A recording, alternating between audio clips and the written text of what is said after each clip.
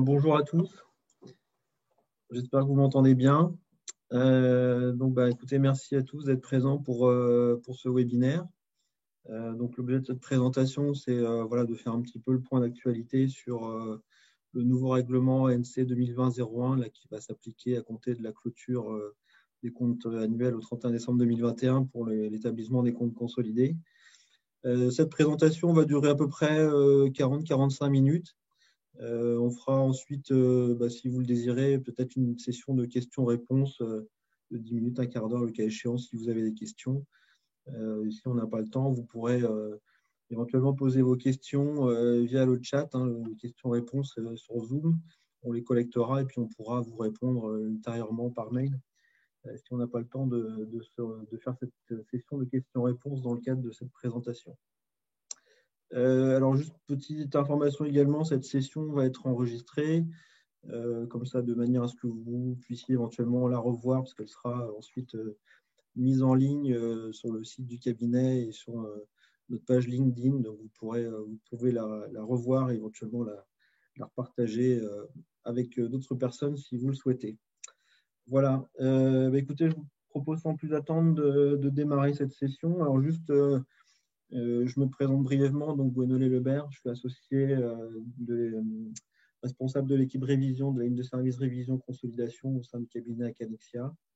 Donc à ce titre, on intervient régulièrement sur des missions d'établissement des comptes consolidés pour des clients qui sont essentiellement des ETI, des PME et des ETI. Donc on intervient sur des clients qui publient plutôt en langue française, donc qui vont être directement concernés et impactés par ce nouveau règlement. Et donc, on souhaitait par cette petite présentation vous faire partager un petit peu ce point d'actualité et échanger un petit peu sur les modalités de mise en œuvre de ce nouveau règlement que nous envisageons de mettre en place pour nos clients. Donc, on va pouvoir dérouler cette petite présentation ensemble. Donc, ce support se déclinera en 5 parties. Une petite introduction rapide. Une seconde partie où je vous présenterai les principaux changements qui sont induits par le nouveau règlement. Une troisième partie qui détaillera les informations à publier en annexe. On verra avec un certain nombre d'informations nouvelles qu'on n'avait pas l'habitude de publier, enfin, du moins en règle française. Une quatrième partie pour expliquer les modalités d'application du nouveau règlement, les dispositions transitoires. Et une dernière partie décrivant un petit peu diagnostiquant les principaux impacts attendus pour les sociétés commerciales. Alors, tout de suite en guise d'introduction, on vous rappelle le nouveau règlement s'applique à compter du 1er janvier, aux exercices ouverts à compter du 1er janvier 2021. Donc, il remplace le règlement actuel 99-02. Alors, d'emblée, je peux vous indiquer qu'il n'y a pas de révolution majeure dans ce nouveau texte par rapport à ce qu'on connaissait des règles d'établissement des comptes consolidés en norme française. Et on n'attend pas non plus des changements majeurs pour les sociétés commerciales. Alors, vous allez me dire, du coup, dès l'introduction, ce n'est pas la peine d'aller plus loin dans ce webinaire. Comme on dit tout souvent, le diable est dans les détails. Il y a malgré tout quelques petites modifications qui peuvent avoir des incidences, même si, encore une fois, elles ne révolutionnent pas l'esprit de ce qui était fait jusqu'à présent. Alors, les principaux objectifs de l'ANC dans le cadre de la mise en œuvre de ce nouveau texte, il y en avait 3 principaux objectifs. Le premier qui est d'unifier les textes existants relatifs à la consolidation, ça on va y revenir tout de suite. Un deuxième objectif qui est d'intégrer les incidences des récentes publications de l'ANC sur les méthodes comptables. Donc on va voir que le règlement redéfinit un petit peu la classification des méthodes comptables. Et dernier objectif principal, rapprocher les méthodes comptables applicables aux comptes consolidés avec celles qui sont en vigueur pour les comptes individuels. Alors, tout de suite, les principaux changements, en commençant par le champ d'application. Comme je vous disais à l'instant, un des objectifs de l'ANC était d'unifier les textes concernant l'établissement des comptes consolidés. En France, on connaissait essentiellement le texte, le règlement 99-02 qui s'appliquait pour les sociétés commerciales et entreprises publiques, mais il y avait aussi des règlements spécifiques à l'établissement des comptes consolidés pour certains secteurs, notamment les entreprises relevant du secteur bancaire et financier, et un autre règlement pour les entreprises d'assurance et institutions de prévoyance. Donc désormais, le nouveau texte unifie tous ces différents règlements en un seul, il les regroupe en un seul texte. Voilà, donc ça ne change pas la philosophie et ce qui était applicable à chacun de ces secteurs est simplement reporté et centralisé dans un seul et même texte. Mais voilà, sans véritable modification, en tout cas pour ce qui concerne les dispositions sectorielles. Alors, nous, on va se focaliser surtout sur le cœur de notre clientèle et des entreprises qu'on accompagne, c'est dans les sociétés commerciales. Donc, on n'évoquera pas les spécificités sectorielles du secteur bancaire et des assurances.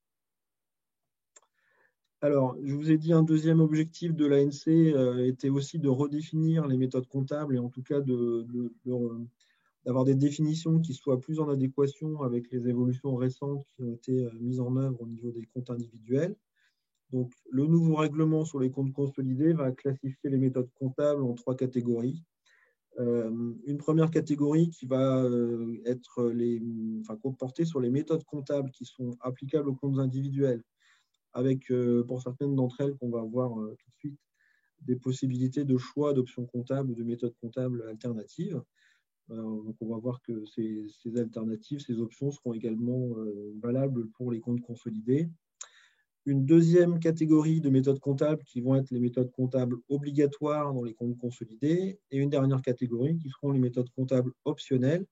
Donc, sachant que désormais, dans les comptes consolidés, on ne va plus explicitement parler de méthode préférentielle comme c'était le cas avant. Et on va remplacer ce terme par le terme de méthode de référence qui est donc désormais prévu dans les comptes individuels et donc qui va se transposer dans les comptes consolidés. Sauf si le règlement sur les comptes consolidés prévoit d'autres dispositions.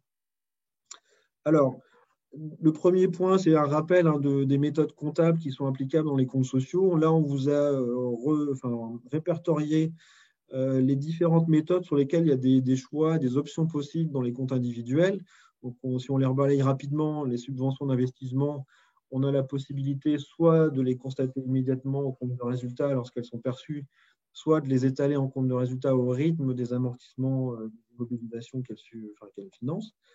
Donc, ce choix sera aussi possible et transposable dans les comptes consolidés. Les engagements de retraite, donc comme dans les comptes individuels, on a la possibilité de comptabiliser ces engagements en provision pour charge ou simplement de les mentionner dans l'annexe en tant qu'engagement hors bilan. Donc, ces options seront également valables pour les comptes consolidés. En ce qui concerne les opérations partiellement exécutées, donc on a le choix de dégager les marges, soit selon la méthode à l'avancement, soit à l'achèvement. Donc, encore une fois, méthode et options valables pour les comptes consolidés également. Et puis ensuite, on a des modalités d'évaluation des stocks avec la possibilité dans les comptes individuels, soit de procéder selon le coût moyen pondéré, soit les méthodes premier entrée, premier sortie.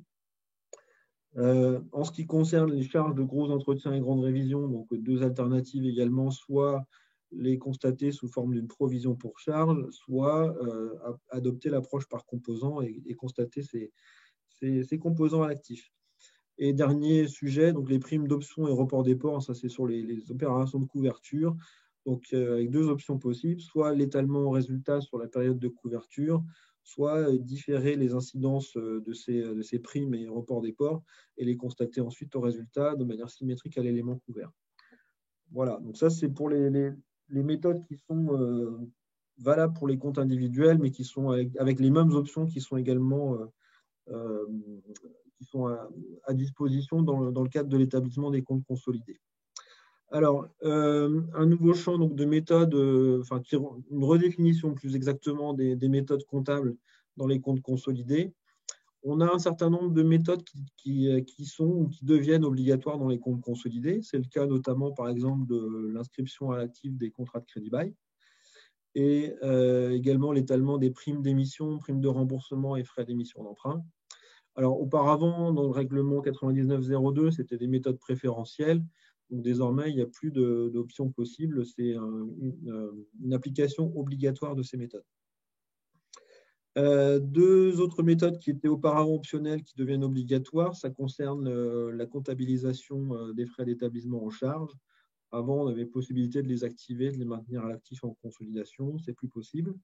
Et même chose pour la comptabilisation à l'actif des frais de développement, des frais de création de site Internet, ainsi que des droits de mutation honoraires ou commissions liés à l'acquisition d'un actif, tout ce qui est frais accessoires d'achat sur des immobilisations, doivent désormais être obligatoirement immobilisés, dès lors évidemment qu'on respecte les critères de comptabilisation définis dans le PCG. Donc l'autre point obligatoire désormais dans les comptes consolidés, c'est le reclassement des subventions d'investissement dans un poste de passif hors capitaux propres. Donc auparavant, dans le règlement 9902, on pouvait soit constater les subventions d'investissement dans un compte de produits constatés d'avance et étaler la reprise au compte de résultat, soit porter directement les subventions en capitaux propres. Et donc, cette possibilité, cette deuxième possibilité d'inscription des subventions d'investissement en fonds propres est désormais supprimée. Donc, ça sera constatation obligatoire dans un compte de produits constatés d'avance, nonobstant, bien entendu, l'option qu'on a vue avant de reprise de constatation immédiate en compte de résultat. Et dernière écriture, méthode comptable obligatoire, mais là, il n'y a aucun changement par rapport à ce qui se pratiquait. Ça concerne l'élimination des écritures passées pour l'application des législations fiscales. Ça concerne tout ce qui est provisions réglementées, notamment amortissement dérogatoire. Donc là-dessus, pas de changement. Deux exceptions notables par rapport aux méthodes comptables obligatoires, donc deux méthodes qui restent optionnelles. On en a parlé aussi avant, donc c'est une option possible dans les comptes individuels et dans les comptes consolidés pour ce qui concerne le provisionnement des engagements de retraite, avec la possibilité de choisir entre la comptabilisation ou la mention en engagement en bilan, et également pour la comptabilisation des marges selon l'avancement ou l'achèvement. Et puis, alors une nouveauté qui est également qui est d'application obligatoire dans les comptes consolidés, c'est que désormais, donc, on n'a plus la possibilité d'enregistrer en résultat les écarts de conversion sur les actifs et passifs monétaires. Donc, dans le règlement 9902, soit on les maintenait donc dans les postes de bilan comme c'était fait dans les comptes individuels, soit on avait la possibilité de les comptabiliser en résultats financiers, en tout cas en produits et charges de change. Cette possibilité-là est supprimée désormais dans le cadre du nouveau règlement. Alors ça, c'est dans l'optique un petit peu d'aligner les méthodes applicables dans les comptes individuels et dans les comptes consolidés. On y reviendra un petit peu tout à l'heure. Ça peut engendrer en tout cas des distorsions pour les groupes qui ont des filiales, notamment à l'étranger, qui appliqueraient des méthodes comptables différentes au niveau des comptes individuels. Alors, un autre changement, je vais passer assez rapidement parce que c'est plus un changement de terminologie, mais bon, il faut quand même l'avoir à l'esprit. Ça concerne le traitement des entrées de périmètre. Donc, il n'y a pas de différence entre l'ancien et le nouveau règlement sur l'application de la méthode générale de la juste valeur pour traiter les acquisitions, les entrées de périmètre. Là, ce qui évolue, ce qui change, c'est un petit peu la définition des méthodes d'évaluation à retenir pour déterminer la valeur des actifs et passifs identifiables. Auparavant, le règlement 9902 classifiait en deux catégories les actifs identifiables, entre ceux qui étaient non destinés à l'exploitation, qui avaient plutôt vocation à être cédés et donc évalués par référence à la valeur de marché. Et d'un autre côté, on avait les biens destinés à l'exploitation, donc destinés à être utilisés par l'acquéreur, et donc on retenait plutôt une évaluation suivant la valeur d'utilité. Dans le nouveau règlement, donc on ne fait plus cette distinction entre biens non destinés à l'exploitation et biens destinés à l'exploitation. Donc désormais, la valeur d'entrée correspond au prix qu'on aurait accepté, que l'acquéreur aurait accepté de payer pour acheter les actifs et passifs séparément. Donc on n'a plus cette notion cette distinction entre biens destinés à l'exploitation et biens non destinés à l'exploitation. Donc, on va plutôt être, a priori, quand on parle de prix qu'on aurait accepté de payer, plutôt sur des notions de valeur de marché, de valeur vénale, que véritablement de valeur d'utilité. Mais bon, voilà, il y aura toujours des appréciations au cas par cas. Alors, ensuite, autre changement donc, qui concerne la présentation des états de synthèse, notamment le bilan. Alors, vous allez voir que ce soit sur le bilan ou le compte de résultat, il n'y a pas de gros changements de présentation par rapport à ce qui était pratiqué jusqu'à présent. Donc, on vous a mis en évidence en rouge rosé là, les nouveautés dans la présentation du bilan. Bon, au niveau de l'actif immobilisé, la ligne carte d'acquisition qui apparaissait distinctement jusqu'à présent sera incorporée dans les IMO incorporels, mais donc on fera toujours apparaître un sous-total indiquant et mentionnant explicitement la valeur des écarts d'acquisition au bilan. Et l'autre point de nouveauté concerne les autres créances et autres dettes, ou en tout cas les impôts différés actifs et passifs qui désormais seront inclus dans ces postes d'autres créances et autres dettes, alors qu'auparavant, donc, ils apparaissaient sur une ligne distincte du bilan. Au niveau du compte de résultat, donc là encore, pas d'évolution majeure, si ce n'est un reclassement de la ligne dotation aux amortissements et dépréciation des écarts d'acquisition, donc qui jusqu'à présent apparaissait au pied du compte de résultat, juste avant le résultat net de l'ensemble consolidé. Désormais, cette ligne dotation apparaîtra dans le résultat d'exploitation, et donc on va définir un nouvel agrégat, enfin deux agrégats finalement, un résultat d'exploitation avant dotation aux amortissements et dépréciation des écarts d'acquisition, et un résultat d'exploitation après. Voilà, donc c'est pas un changement non plus extrêmement majeur. Et puis sinon, d'autres éléments qui sont des informations qui étaient à publier de manière obligatoire par l'ensemble des groupes qui deviendront facultatives, sauf pour les sociétés cotées. C'est notamment le cas du résultat par action qu'on avait l'habitude de faire apparaître au pied du compte de résultat et donc qui désormais ne sera plus obligatoire que pour des sociétés qui sont cotées sur Euronext Growth et qui publient leurs comptes en règle française. Alors, on passe aux informations en annexe. Donc, les informations en annexe, il y a différents types d'évolutions. Il y a des informations qu'on donnait déjà dans le règlement et qui sont approfondies ou modifiées. Et puis, on verra qu'on a une série d'informations qui n'étaient pas du tout exigées par le règlement 9902 et qui désormais vont être demandées par le nouveau règlement ANC 2020-01. Alors, les premières évolutions donc, concernent notamment les entités ad hoc. Jusqu'à présent, on devait fournir des informations sur l'activité, les actifs, passifs et résultats des entités ad hoc. Et on visait explicitement les entités ad hoc issues d'opérations de cession de créances qui n'étaient pas consolidées. Désormais, il n'y a plus cette notion d'entité ad hoc issue d'opérations de cession de créances. Si on a des entités ad hoc non consolidées, on devra fournir ces informations pour toutes les entités ad hoc. Concernant les entrées de périmètre, on devait, dans le règlement 9902, mentionner des informations pro forma concernant notamment le chiffre d'affaires et le résultat net consolidé. Enfin, on devait présenter ces deux agrégats comme si l'acquisition avait été réalisée au premier jour de l'exercice. L'évolution dans le nouveau texte provient du fait que désormais, on n'aura plus à mentionner que ces informations-là que sur l'entité entrante et pas sur l'ensemble des données consolidées. Et donc, on devra plus donner que ces informations-là sur la société qui rentre. Et par ailleurs, il faudra mentionner le chiffre d'affaires et le résultat net dégagé par l'entité entrante entre la date d'acquisition et la date de clôture. Alors, au niveau de l'information sectorielle, là, on a plutôt une simplification dans le sens où jusqu'à présent, tous les groupes devaient mentionner des informations, notamment sur la ventilation du chiffre d'affaires, des immobilisations ou des actifs employés par zone géographique ou monétaire, et ces mêmes informations également déclinées par secteur d'activité.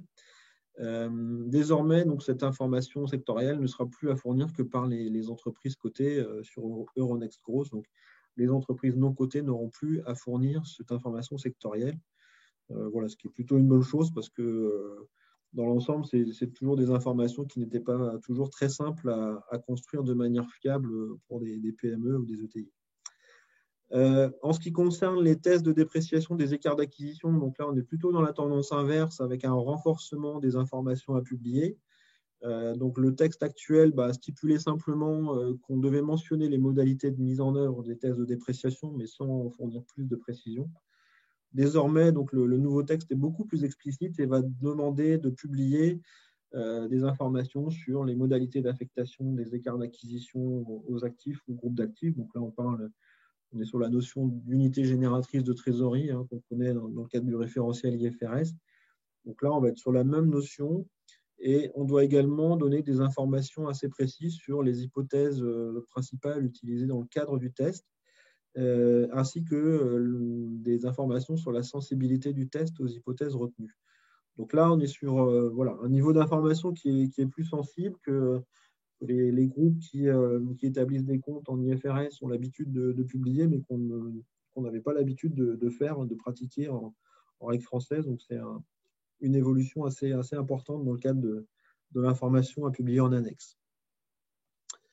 Alors, ensuite, on a donc toute une série de sujets sur lesquels, jusqu'à présent, le règlement 9902 ne demandait aucune information spécifique.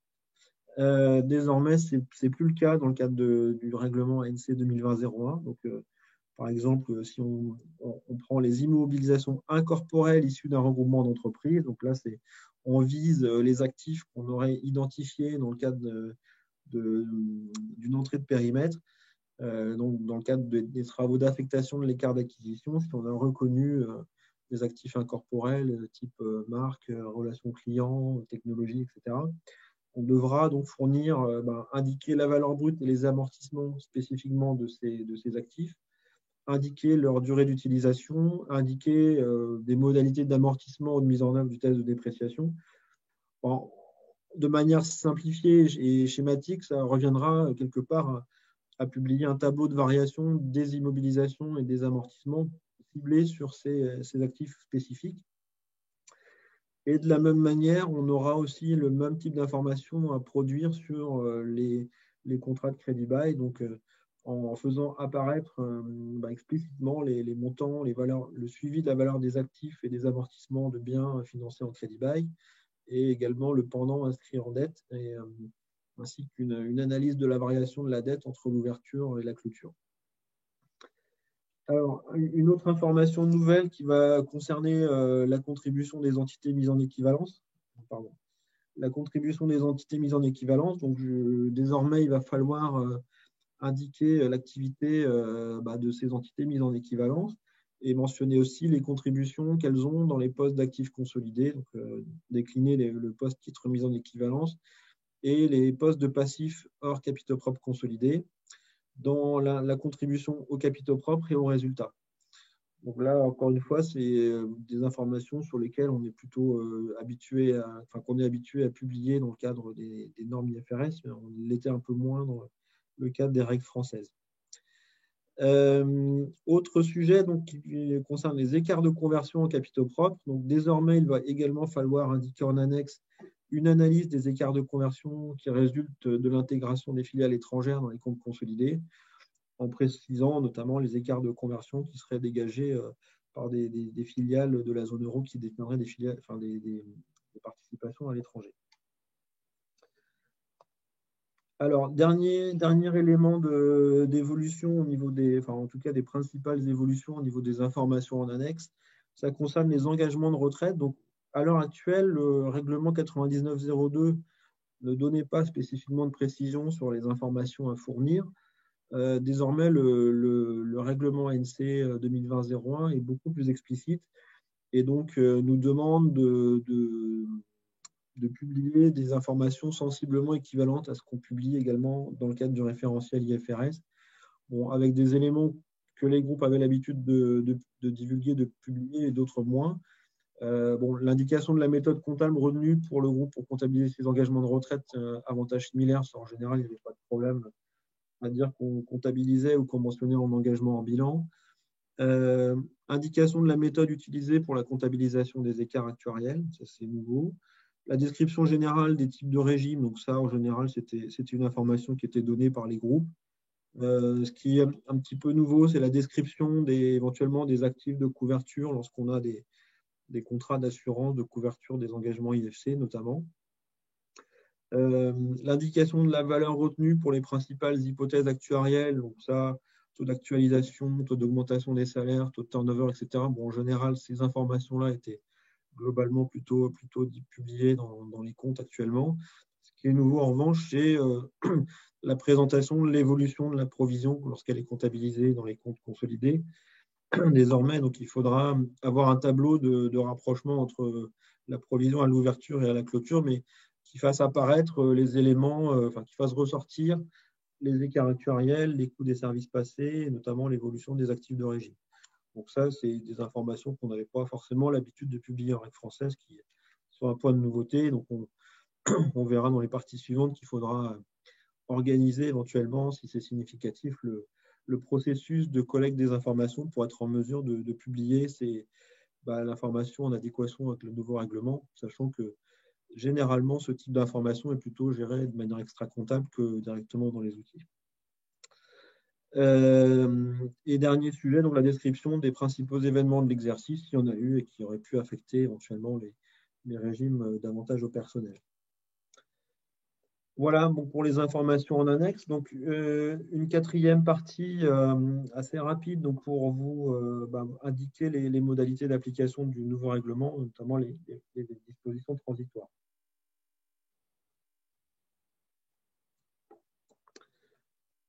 Donc, comme je vous l'avais indiqué donc en préambule, le nouveau règlement va s'appliquer aux exercices ouverts à compter du 1er janvier 2021. Donc, le principe général, c'est que ce nouveau texte s'applique de manière prospective. Donc, ce qui veut dire, par exemple, un groupe qui ne comptabilisait pas à l'actif les contrats de crédit bail ne va pas forcément retraiter les données comparatives de l'exercice 2020 et appliquera l'activation aux seuls contrats qui seront conclus à compter du 1er janvier 2021. Ce qui veut dire que durant l'année 2021 et peut-être les exercices suivants, on aura entre guillemets un traitement différencié entre les contrats qui auront été conclus à partir du 1er janvier 2021 qui seront comptabilisés à l'actif et les contrats conclus précédemment qui pourront être maintenus et constatés, dont les redevances seront constatées en charge au fur et à mesure au compte de résultats. Alors, cependant, il y a possibilité d'appliquer, de faire une application rétrospective qui est optionnelle, ce n'est pas obligatoire. Donc, notamment pour le cas que je viens de vous présenter, c'est-à-dire que la comptabilisation à l'actif des contrats de crédit bail. Donc, si on veut justement éviter d'avoir cette distorsion entre contrats conclus à compter du 1er janvier 2021 et contrats conclus auparavant, on peut faire un traitement rétrospectif de manière à appliquer la nouvelle méthode sur l'ensemble des exercices. Même chose pour l'étalement des primes d'émission d'emprunt, les frais d'émission et des emprunts obligataires. Même chose pour la comptabilisation des frais d'établissement en charge. Et puis, c'est également possible d'avoir une application rétrospective pour la comptabilisation à l'actif des coûts de développement, frais de création de site Internet, etc. Voilà. Donc, d'une manière générale, l'application du nouveau texte ne nécessite pas de retraiter les données comparatives 2020. Et le texte permet donc une application à compter de 2021 de manière prospective sans modification du passé. Alors, comment mettre en œuvre ce nouveau règlement? Donc, nous, on a défini une démarche qui est somme toute assez classique dans le cadre de l'application d'un nouveau texte. Il y a différentes étapes à suivre. La première, bien entendu, est de faire le diagnostic, l'identification des changements induits par le nouveau règlement. Donc, à cet effet, nous, on a construit une petite matrice que je vais vous présenter rapidement, qui est assez succincte, mais qui permet assez rapidement d'être en mesure d'identifier les méthodes comptables appliquées par un groupe jusqu'à présent, et puis les éventuels changements de méthode de comptabilisation qui seraient induits par l'application du nouveau règlement. Alors,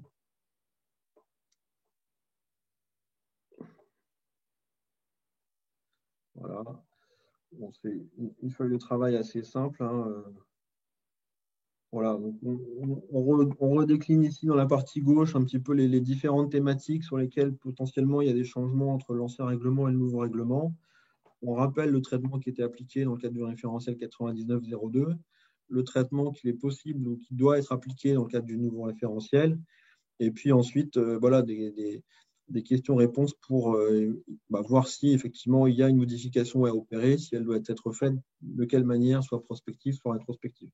Donc voilà, c'est vraiment une matrice assez simple qui tient sur une petite page et qui déroule l'ensemble des thématiques qu'on a déjà un petit peu présentées, à savoir les évolutions en termes de méthodes et de principes de conso, les évolutions en termes de méthodes comptables qu'on a représentées, les informations en annexe, et voilà. Donc avec tout ça, on a fait à peu près le tour des principales thématiques.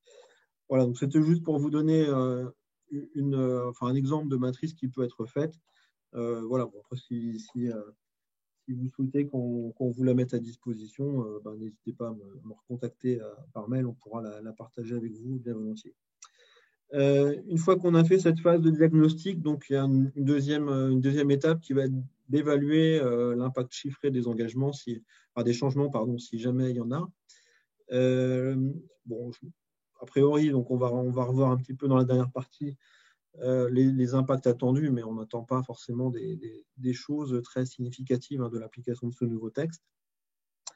Donc en revanche, il faudra éventuellement aménager dans une troisième étape le processus de collecte des informations et de consolidation. Donc là, on pense notamment à la collecte éventuellement des informations nouvelles dont on aura besoin pour l'annexe. Donc c'est ce qu'on reprend également dans l'étape 5.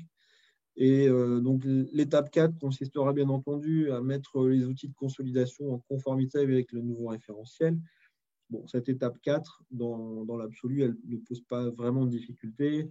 La plupart des éditeurs se sont mis en conformité, enfin en tout cas ont mis leurs outils en conformité, et probablement qu'ils vous ont déjà proposé de migrer sur les nouvelles fonctionnalités et sur des fonctionnalités qui sont en tout cas conformes et en accord avec le nouveau règlement.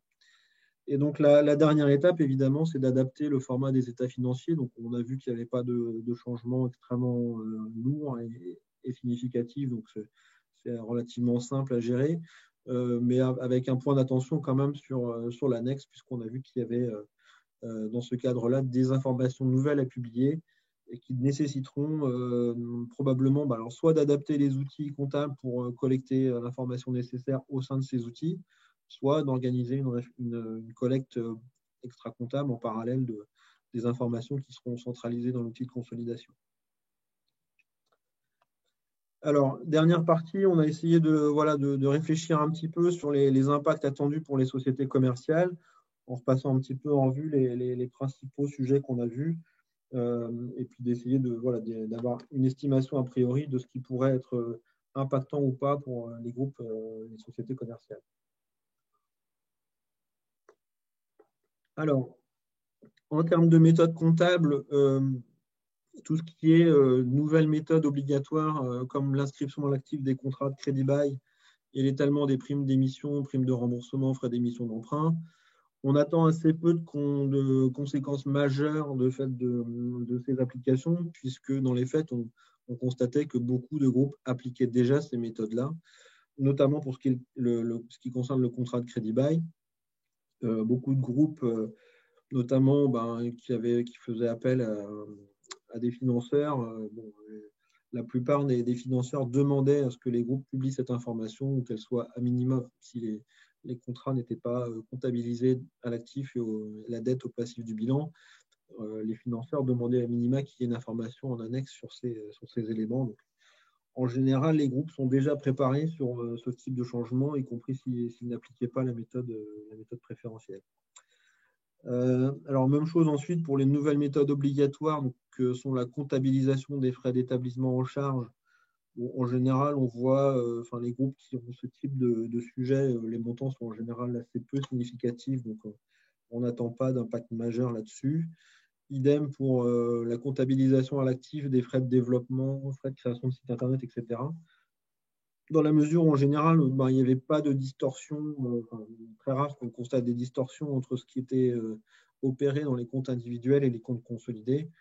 Donc, on n'attend pas non plus des incidences majeures à ce titre-là.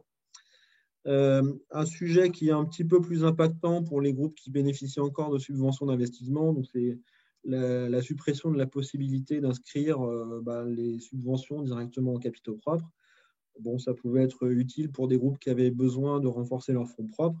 Donc, désormais, cette faculté n'est plus possible, mais néanmoins, on a vu que dans les comptes individuels, on a toujours la possibilité de constater immédiatement en résultat les subventions d'investissement qui sont perçues. Donc, il y a, entre guillemets, une possibilité de pallier en tout cas à cette suppression de l'inscription des subventions d'investissement en capitaux propres. Alors, un dernier point au niveau des méthodes comptables dont on a parlé, c'est la suppression de la possibilité d'enregistrer en résultat les écarts de conversion. Alors, ce sujet-là, il n'est peut-être pas extrêmement majeur ou significatif en tant que tel dans les groupes parce que peut-être que les effets de change ne sont pas extrêmement matériels au regard des autres agrégats du bilan du compte du résultat consolidé. Néanmoins, c'est quand même un sujet qui peut être un petit peu embêtant, notamment pour des groupes qui ont des filiales à l'étranger et pour lesquels ces filiales ont justement l'habitude de comptabiliser les écarts de conversion en résultats. Donc, on va se créer en fait une nouvelle distorsion de méthode entre les règles françaises et les règles éventuellement de ces filiales étrangères et qu'il va falloir gérer. Donc, il faudra collecter l'information et suivre les écarts de conversion, éventuellement passer localement en résultat et être à même de les repositionner au bilan dans les comptes consolidés établis en règle française. Donc là, c'est plus un point de vigilance sur l'organisation du process et puis éventuellement une hétérogénéité à venir de méthode avec les filiales.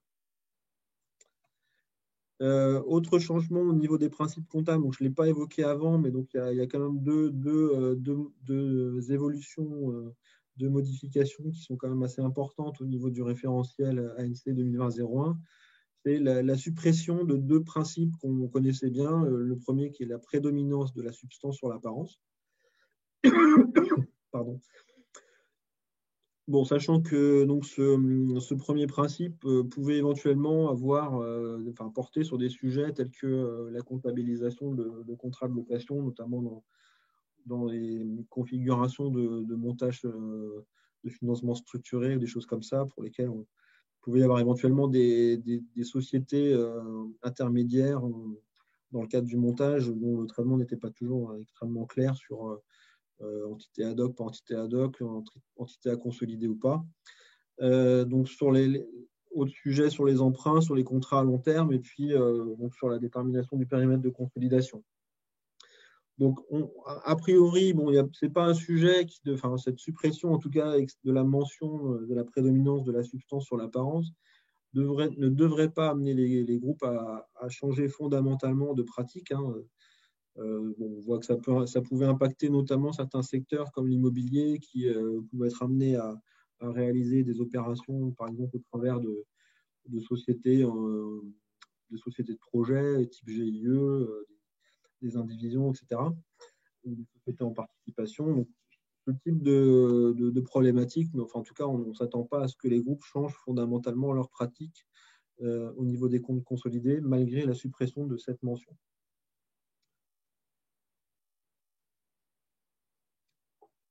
Alors, autre mention qui est supprimée, c'est la mention du principe de rattachement des charges au produit, donc un principe que tout le monde connaît qui consistait à analyser les charges de l'exercice et à les rattacher soit à l'exercice ou aux exercices ultérieurs, selon que les produits correspondants étaient constatés dans l'exercice ou non.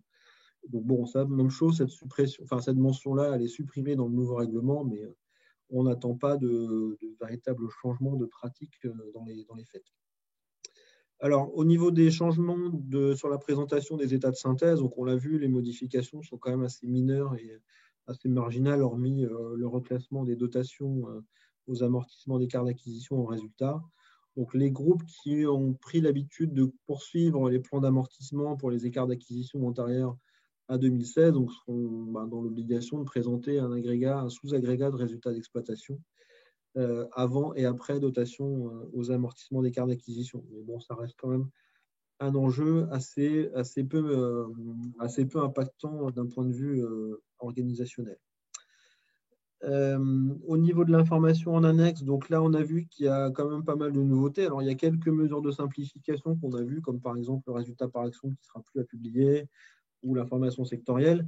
Mais d'un autre côté, on a vu aussi qu'il y avait un certain nombre de sujets, notamment les tests de dépréciation d'actifs, les engagements de retraite, etc., sur lesquels on va être amené à fournir une information plus poussée et plus détaillée.